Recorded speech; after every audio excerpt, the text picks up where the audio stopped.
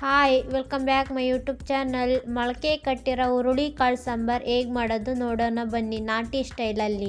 ಮೊಳಕೆ ಕಟ್ಟಿರೋ ಹುರುಳಿ ಕಾಳು ತೊಗೊಂಡಿದ್ದೀನಿ. ನಾನು ಆಲೂಗೆಡ್ಡೆ ತೊಗೊಂಡಿದ್ದೀನಿ.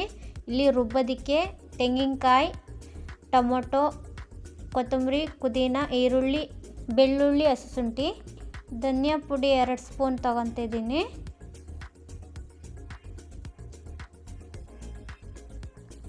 ಖಾರದ ಪುಡಿ 1 ಸ್ಪೂನ್,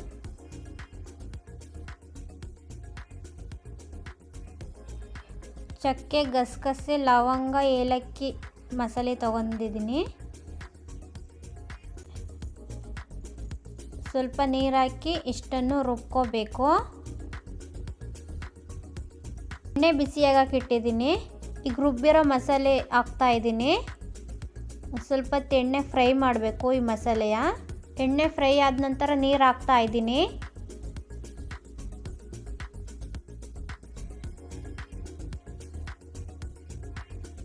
ಈಗ ಹುರುಳಿಕಾಳು, ಆಲೂಗೆಡ್ಡೆ ಹಾಕ್ತಾ ಇದ್ದೀನಿ ಸಾಂಬಾರಿಗೆ.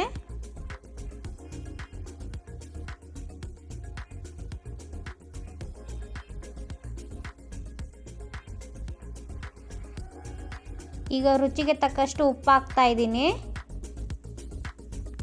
ಈಗ 1-2 ವಿಸಿಲ್ ಹೊಡಿಸ್ಬೇಕು.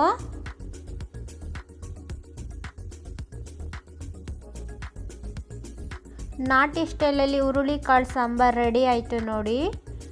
ಒಮ್ಮೆ ಟ್ರೈ ಮಾಡಿ.